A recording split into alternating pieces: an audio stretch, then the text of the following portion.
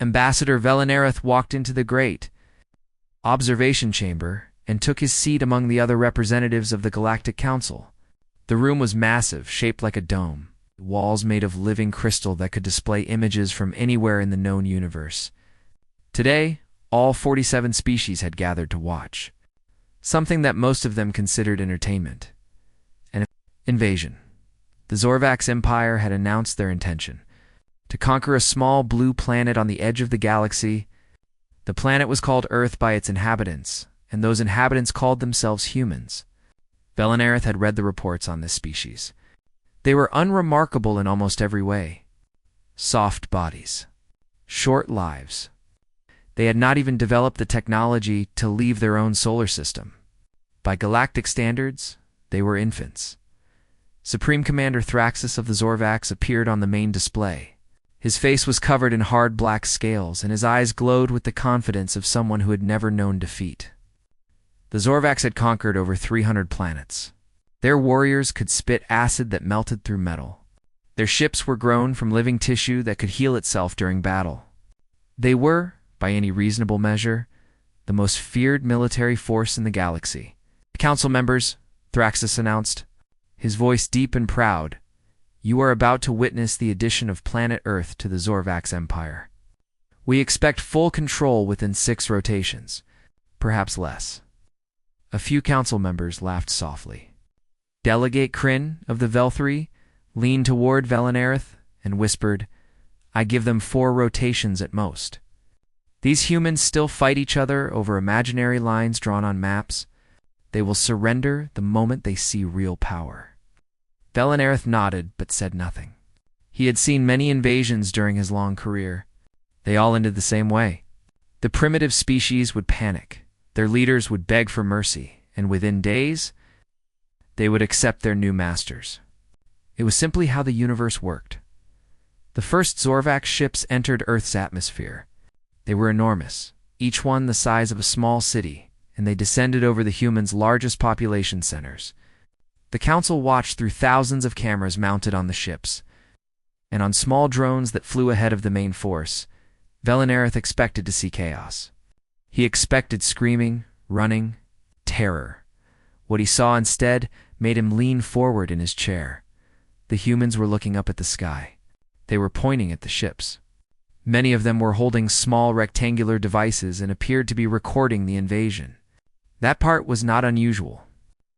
Many species documented their own conquest out of some strange instinct. But then the humans started moving. And they were not moving away from the landing sites. They were moving toward them. What are they doing? Asked Delegate Morthus of the Sylphery Collective, her voice confused. Thousands of humans were running toward the descending ships, not soldiers. Ordinary people. They were pushing through streets, climbing onto rooftops, gathering in open spaces where the ships were about to land. Their faces were turned upward, and in their eyes, Velinareth saw something that made his 4 hearts beat a little faster. It was not fear. It was not even curiosity. It was excitement. They must not understand what is happening, Kryn said, but his voice had lost some of its certainty. Once the warriors emerge, they will run. The ships landed. The ground shook. Massive doors opened in the sides of the biovessels, and the Zorvax acid warriors poured out. They were terrifying creatures, standing 3 meters tall, with armor that had been grown directly onto their bodies. They screamed their war cries, sounds designed over thousands of years to create maximum terror in their enemies. The humans did not run. Some of them backed away. Some of them finally seemed to understand the danger, but far too many stood their ground. They held up their recording devices. They shouted at each other in their many languages. And some of them, Velinareth noticed with growing unease, were smiling. This is wrong, he said quietly. This is all wrong. The first shots were fired. Zorvax weapons cut through groups of humans. Bodies fell. Blood stained the ground. Surely now they would break. Surely now they would scatter like every other species before them. Instead, the humans began to organize. It happened so fast that Velinareth almost missed it. People who had been strangers moments ago started working together.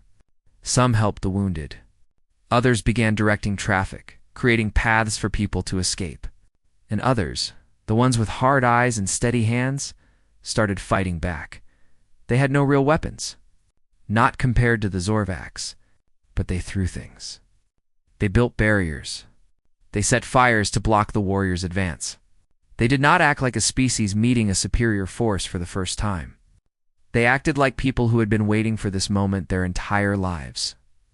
Commander Thraxus appeared on a side channel, his confident expression now touched with confusion. They are resisting more than anticipated. No matter. Increased ground force deployment, more warriors poured from the ships. The humans fell back, but did not break. In one city, a group of humans had somehow acquired weapons. Old ones by galactic standards, but they used them with surprising skill. In another city, humans had blocked streets with vehicles and were forcing the Zorvax to advance slowly through narrow paths where their numbers meant nothing. Pull up information on their military history. Velanareth ordered one of the chamber's attendants. I want to know everything about how this species fights. The data appeared on a personal screen in front of him. Velanareth began to read. At first, he did not understand what he was seeing. Then, slowly, understanding came, and with it came something he had not felt in a very long time. Fear. These humans had been at war with each other for their entire existence as a species. Not occasionally. Constantly. They had fought over land, over resources, over ideas. Over things so small and meaningless that the translation software could not even explain them properly. They had invented weapons capable of destroying their entire civilization, and had actually used some of them against each other. And yet they were still here. They are not primitive, Velanareth whispered. The words felt strange in his mouth, like a truth he had been avoiding. We made a terrible mistake.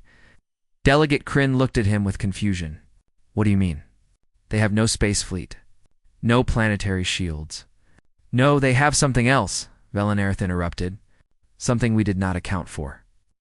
He turned to look at the main display, where thousands of humans were still fighting, despite impossible odds.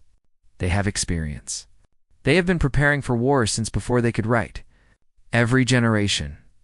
Every nation. Every family. He watched a human woman pick up a weapon from a fallen soldier and continue firing at the Zorvax warriors. She was injured. She was clearly terrified, but she did not stop. We thought we were invading a peaceful, primitive world, Velanareth said. We were wrong. We just invaded a planet of veterans. On the main display, the sun was setting on one side of Earth and rising on the other. The invasion was only hours old. Already, the Zorvax had taken more casualties than their initial projections predicted for the entire conquest, and humanity was just getting started. The invasion was now in its second day. And Ambassador Velanareth had not left the observation chamber. He could not look away from the screens. What he was witnessing was impossible. It was against everything he knew about how the universe worked, and yet it was happening right in front of his eyes. The humans were uniting. Not slowly. The way normal species did when faced with outside threats. Not over generations or even years. The humans were setting aside their differences in ours. Nations that had been enemies for centuries were suddenly sharing information. Armies that had been pointing weapons at each other across borders were now fighting side by side. Leaders who had refused to speak to each other for decades were suddenly on communication channels together, coordinating their response to the invasion. Ow. This cannot be real, Delegate Kryn said. His voice was hollow. Species do not behave this way. It takes hundreds of years to build this kind of trust. Thousands, sometimes. They are not building trust, Velanareth replied. He had been studying the humans nonstop, trying to understand what was happening. They already had it. Hidden beneath all their conflicts, they simply needed a reason to remember it. The translation software had found a human phrase that seemed to explain what was happening. The closest meaning was this: the enemy of my enemy is my friend. But that was not quite right. The humans had an older version of this idea, something deeper. When threatened by an outsider, They stopped seeing each other as enemies. They became, in their own word, brothers. On the screens, the evidence of this impossible unity was everywhere. In one region, soldiers from two countries that had been at war for generations now shared ammunition and food. In another, a general who had spent his entire career preparing to fight. A neighboring nation was now taking orders from that nation's military commander.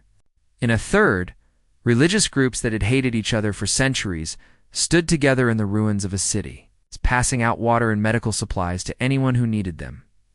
Morthus asked, "How can they change so quickly?" Velinareth had found the answer in the human historical archives, but he almost did not want to say it out loud. The truth was too disturbing.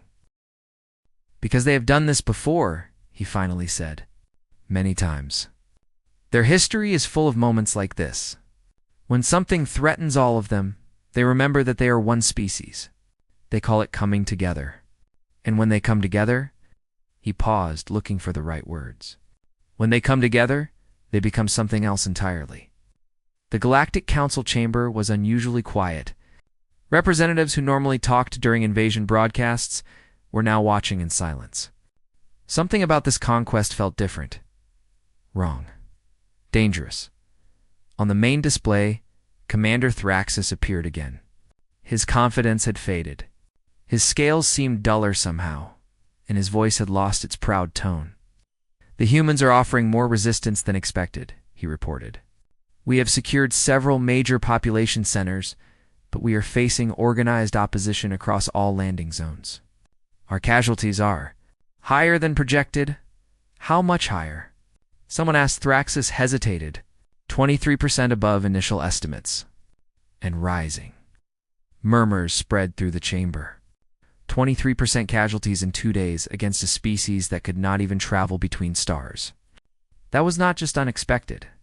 That was alarming, but the casualties were not what truly frightened Velinareth. What frightened him was what he saw happening outside the combat zones. Humans were organizing in ways that had nothing to do with fighting. Scientists from every nation were sharing data openly, working together on projects that would normally take years of negotiation to arrange. Engineers were redesigning weapons and defenses, passing their designs through global networks so that factories on the other side of the planet could begin production immediately. Teachers and professors were gathering, creating training programs that could turn ordinary citizens into soldiers in days instead of months. They do not just fight as one, Velinareth realized. They think as one.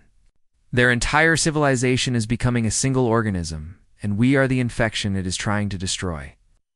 He pulled up more data on human psychology. What he found made his blood run cold. Humans had a concept they called total war. It meant that when a conflict became serious enough, the entire society transformed to support the war effort. Every factory, every worker, every resource, every thought was directed toward victory. They had done this before, in conflicts they called world wars, and the results had been devastating. The last time humans had truly united against a common enemy, they had ended the conflict by inventing weapons capable of destroying entire cities in a single flash of light. They had created those weapons in just a few years. Working in complete secrecy, pushing their science forward at a pace that should have taken decades, and they had used those weapons on each other. "What are we facing?" Kryn asked. His voice was barely a whisper now, survivors, Velinareth answered. "We are facing a species that has survived everything it has done to itself.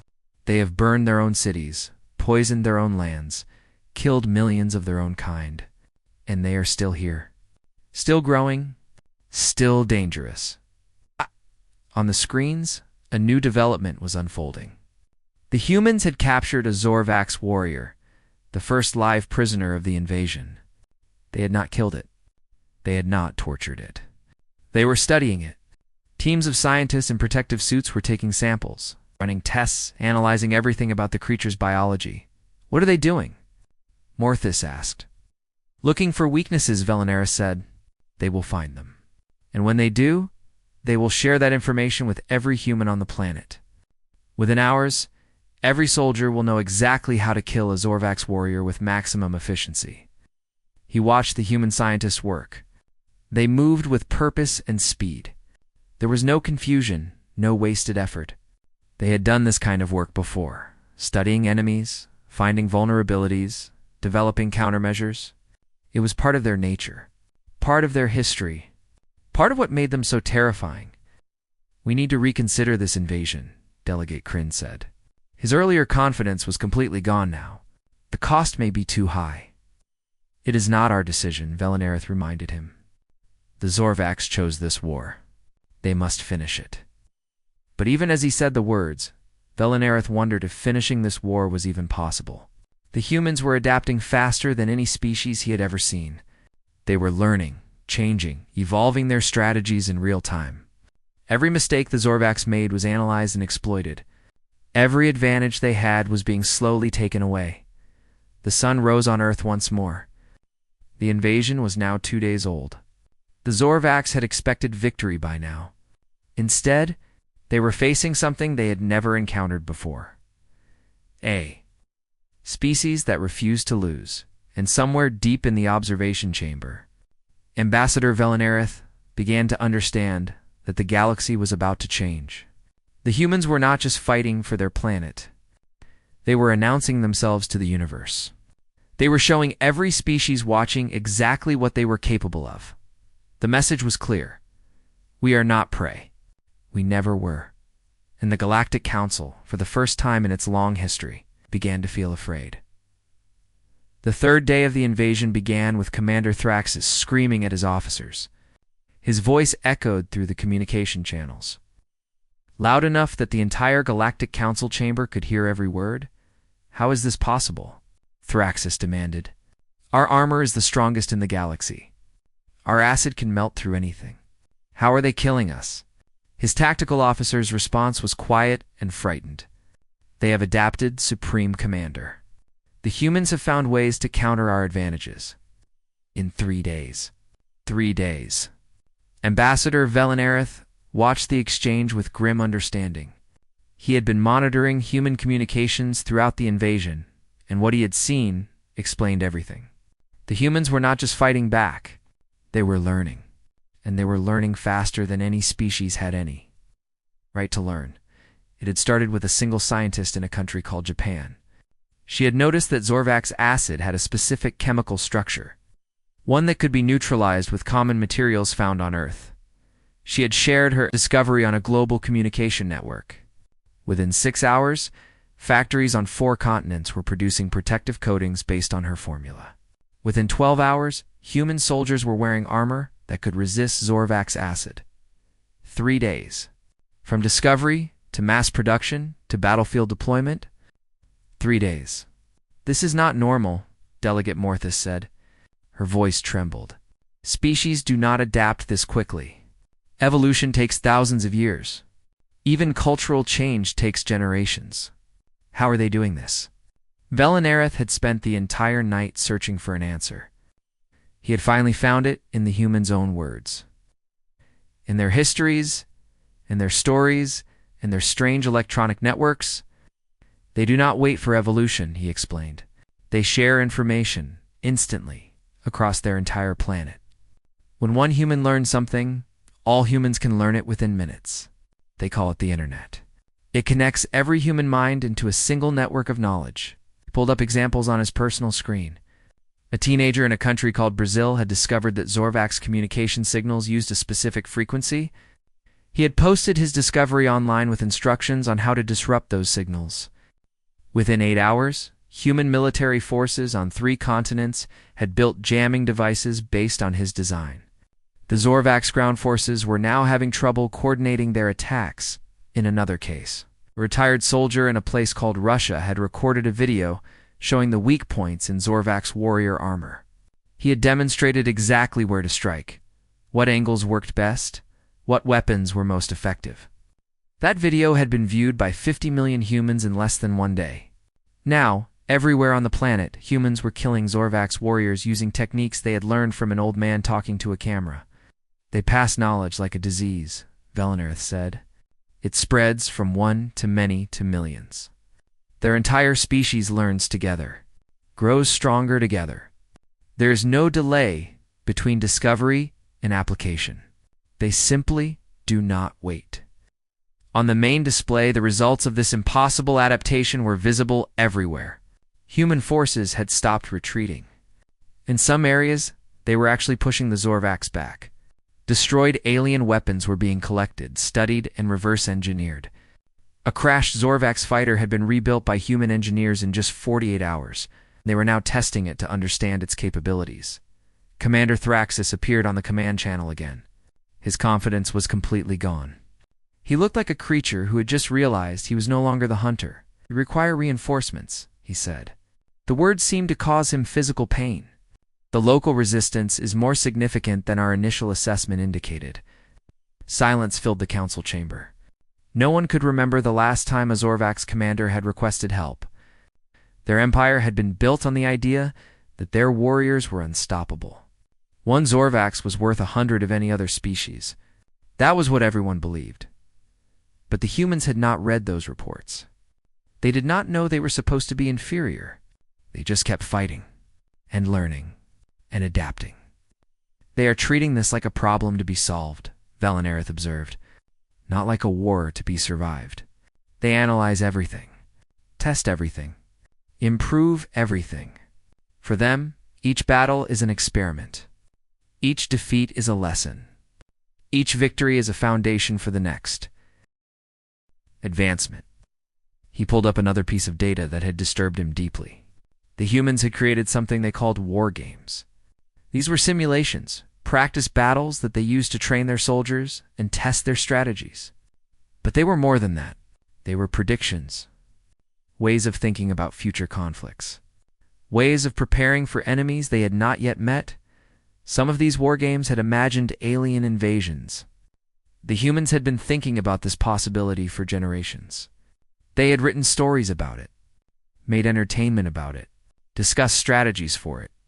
When the Zorvax arrived, the humans did not panic because some part of them had been waiting for this moment. "They prepared for us," Velenerith said quietly. "They did not know we were coming. They did not know we existed. But they prepared anyway. It is simply how they think." The reinforcement fleet arrived later that day. 200 additional Zorvax warships carrying fresh warriors and new weapons. It was the largest military deployment in the history of their empire. Surely this would be enough. But Velenerith noticed something that the Zorvax commanders did not.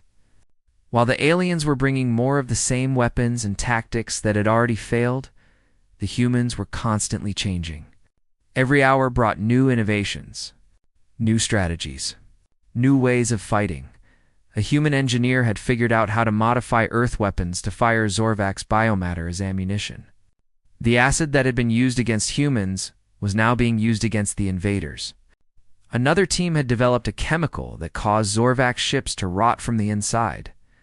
A third group had created a virus that could infect Zorvax communication systems. "They are not just defending anymore," Delegate Kryn observed with horror. "They are attacking. They are taking our weapons and using them against us." Velenerith nodded slowly. "They are a species of adapters, of innovators, of problem solvers. Give them a challenge, and they will find a way to overcome it. Give them a weapon, and they will find a way to turn it against you. Give them time." He paused, watching the screens with growing dread. "Give them time, and they will become more dangerous than anything we have ever faced." The sun set on Earth. The third day was ending. The largest Zorvax fleet ever assembled was now in orbit around a planet that should have been conquered by now. Instead, the humans were planning their counterattack. And somewhere in the observation chamber, representatives of 47 species began to understand that they were not watching a conquest. They were watching the birth of a new power in the galaxy. The Galactic Council called an emergency meeting on the 5th day of the invasion. Every representative was present. No one was talking. They were all watching the screens with expressions that ranged from disbelief to pure terror. The Zorvax reinforcement fleet had arrived 2 days ago. 200 additional warships. Fresh warriors. New weapons. It should have been enough to crush any resistance. It was not enough. The humans had not only survived the reinforcements, they had begun launching counterattacks. Real attacks. offensive operations that pushed the Zorvax back from territory they had already conquered. In some regions, human forces had recaptured entire cities. In others, they had destroyed Zorvax supply lines and cut off groups of warriors from their command structure. "This is impossible," someone said. It was a phrase that had been repeated many times over the past few days. It had stopped meaning anything. Ambassador Velinareth was no longer surprised by what the humans were doing. He had accepted that this species did not follow the rules that governed other civilizations. What interested him now was understanding why. What made humans different? What allowed them to do things that should not be possible? The answer came from an unexpected source, a captured human soldier. The Zorvax had taken prisoners throughout the invasion. Most species, when captured, would provide information in exchange for better treatment. They would cooperate. They would submit. It was the logical thing to do when you were powerless. The humans did not do this. The footage from the interrogation chamber showed a human male.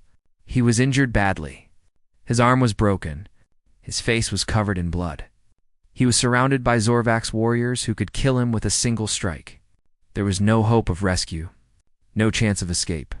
By every logical measure, this human had already lost, but he was smiling. The Zorvax interrogator demanded to know the locations of human military bases. The human laughed. The sound was strange, almost joyful, despite the terrible situation. "You think this is bad?" The human said. "You landed during our quiet period. You caught us when we were trying to be peaceful. You want to see what happens when we stop trying?" The interrogator struck him. The human spat blood onto the floor and laughed again. "We have been fighting each other for 10,000 years, the human continued. "We have weapons that can turn your entire fleet into dust. We built them to use on ourselves. You are not special. You are just another enemy. And we always find a way to beat our enemies." The interrogator demanded to know why the human continued to resist. Victory was impossible. Surrender was the only logical choice. The human's response made every translator in the council chamber struggle to find an equivalent meaning. "I would rather die on my feet than live on my knees," he said. "Every single human feels the same way. You can kill us, but you cannot make us submit. That is not who we are. That has never been who we are." Delegate Kryn turned to Velinareth with confusion in his eyes. "Our translators cannot find a proper word for what he is describing. The closest concept is something like purposeful suffering, or willing resistance despite certain failure. What does this mean?" Velinareth had been researching human concepts for days now. He had found the word the human was expressing. But he had trouble explaining it to species who had never experienced such a thing. "They call it spite," he said slowly. "It means continuing to fight not because you believe you can win, but because surrender is unacceptable. They consider it a virtue, a strength. They tell stories about humans who fought to the death against impossible odds, and they celebrate these stories. They teach their children that some things are worth dying for." The council chamber fell silent. This was an alien concept in the truest sense. Most species calculated their actions based on survival. When defeat was certain, submission was logical. Resources were conserved. Lives were saved. The conquered species would survive to reproduce, and perhaps one day try again. But humans did not think this way. "They have a saying," Velinareth continued. "Give me liberty, or give me death." It means they would rather cease to exist than live without freedom. This is not a philosophy they argue about. It is something they feel in their very being. It is part of their identity. He pulled up historical records to support his explanation. There were so many examples that he could have spent years showing them all. Cities that had burned rather than surrender. Ships that had gone down with their crews still fighting. Individuals who had chosen death over submission again and again throughout human history.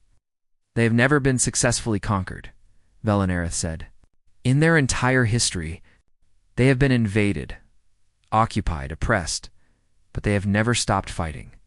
Eventually, they always win. Always. It may take years. It may take generations, but they never give up. Never." Commander Thraxis appeared on a priority channel. His scales had turned a sickly gray color. His eyes no longer glowed with confidence. He looked like a creature that had just discovered it was no longer at the top of the food chain. "Council," he said, his voice shaking, "we recommend immediate withdrawal." No one spoke.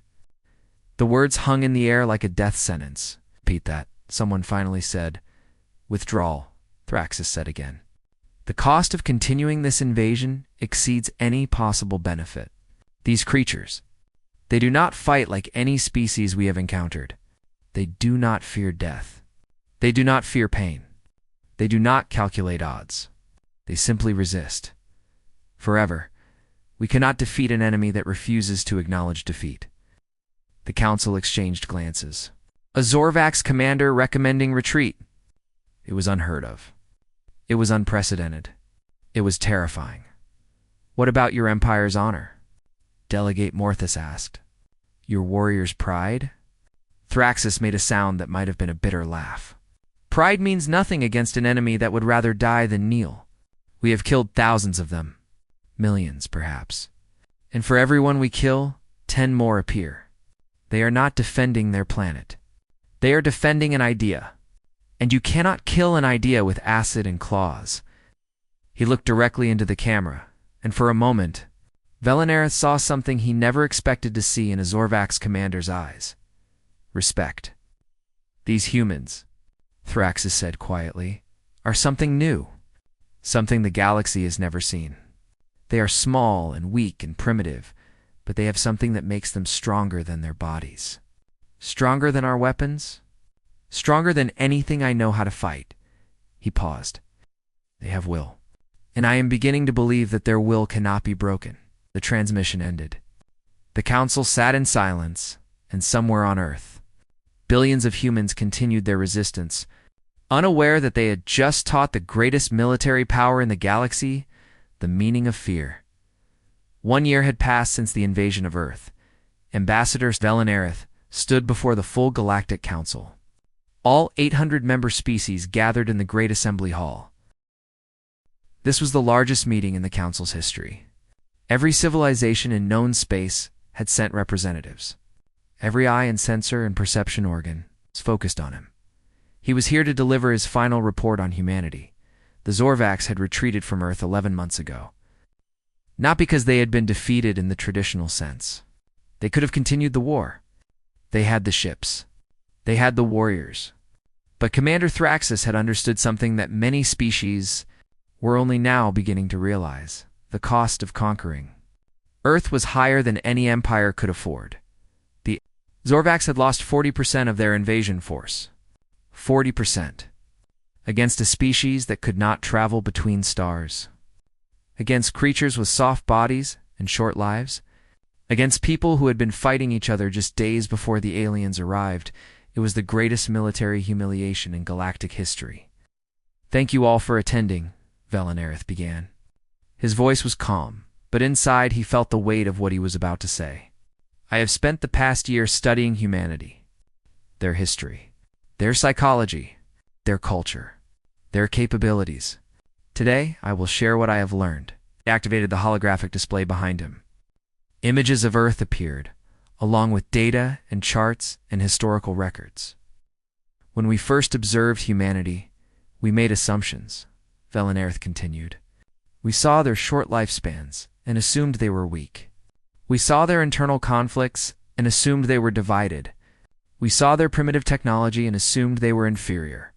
We were wrong about everything." Pulled up images from human history: wars, destruction, suffering, but also other things. Art created during times of darkness. Music composed in trenches. Love letters written on battlefields. Children being protected by strangers. Enemies becoming friends. "Humans do not just survive," Velanareth explained. "They transform. They take their tragedies and turn them into strength. They look at impossible situations and see challenges to overcome. They find hope in the darkest moments and somehow make that hope spread to everyone around them." He showed the council footage from the invasion. Humans fighting against impossible odds. Humans sharing resources with former enemies. Humans protecting strangers with their own bodies. Humans refusing to surrender even when surrender was the only logical choice. They have a quality that does not translate well into our languages, Velenerith said. The closest word is spirit. It is the thing that makes them continue when they should stop. Fight when they should run. Hope when they should despair. It cannot be measured. It cannot be quantified.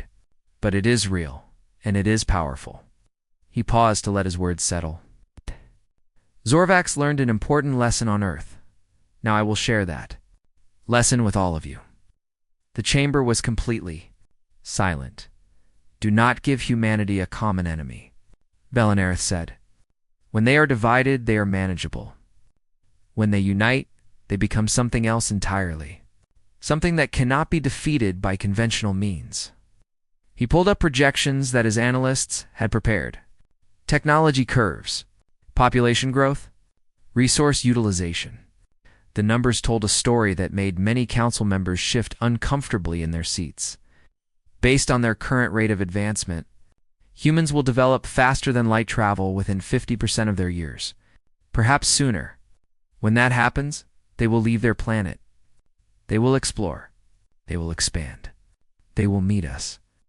He looked around the chamber, meeting the eyes of species that had once considered themselves the masters of the galaxy. When that day comes, we will face a choice.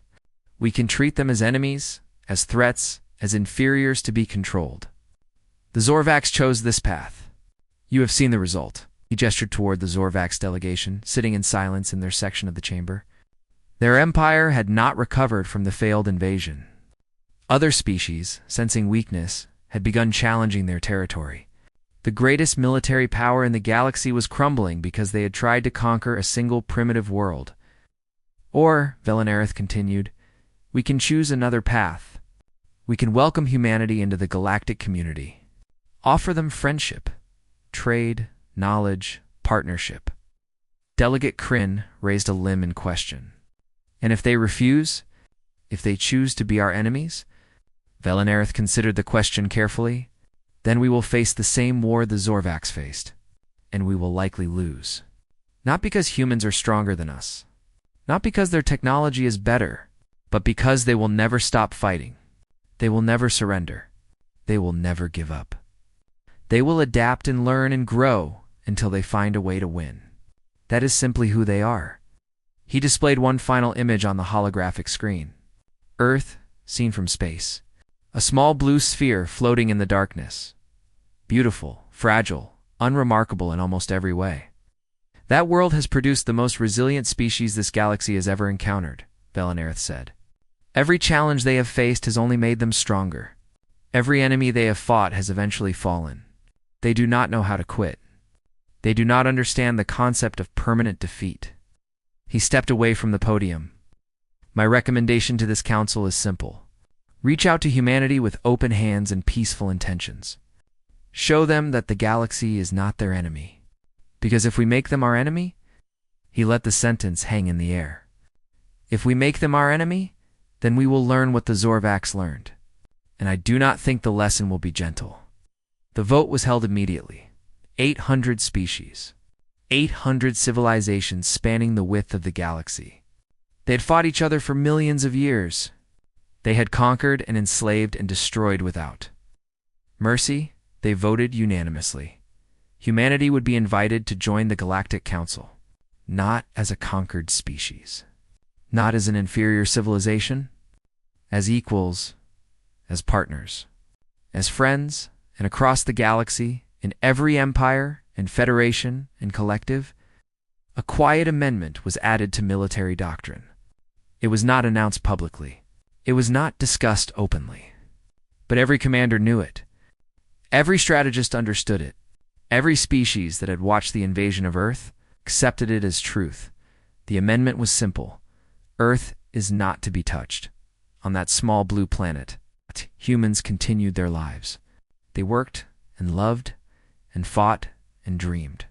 They did not know that the entire galaxy was watching them. They did not know that the greatest empires in existence now feared them.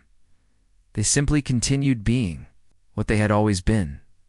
Survivors, adapters, dreamers, fighters, And one day, when they finally reached the stars, they would find a galaxy waiting for them with open arms and hidden respect.